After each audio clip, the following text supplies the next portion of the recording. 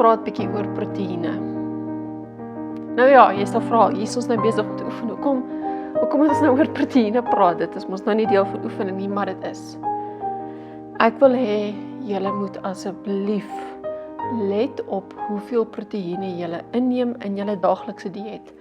As jy besig is met oefeninge waar jy wil hê jou spiere moet opgebou word, dan het jou liggaam baie meer proteïene nodig as wat net 'n normale persoon wat onaktief is nodig het.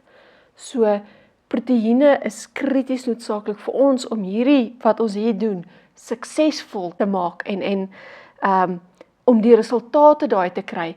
As jy nie genoeg proteïene eet terwyl jy hierdie oefeninge doen nie, gaan jy met tyd bietjie swakker begin word.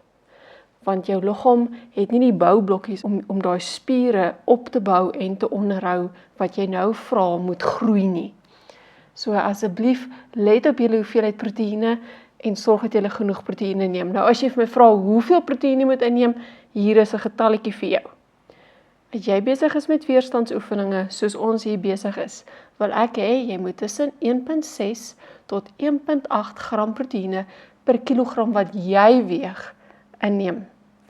As jy baie oorgewig is, dan lyk daai getal bietjie anders en dan stel ek voor, jy kontak my privaat, dat ek vir jou help om dit uit te werk. Maar as jy net 'n gemiddelde persoon is, tussen 1,6 tot 1,8 gram proteïene per kilogram wat jy weeg. Nou baie belangrik, daardie proteïene is nie die 100 gram stuk vleis is nou 100 gram proteïene nie. Ongelukkig is dit nie so nie. So 100 gram stuk steak is omtrent maar 30 gram proteïene.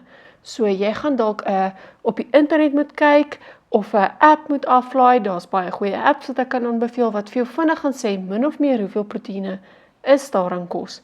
Maar dis iets om na op te let. Jy hoef dit nie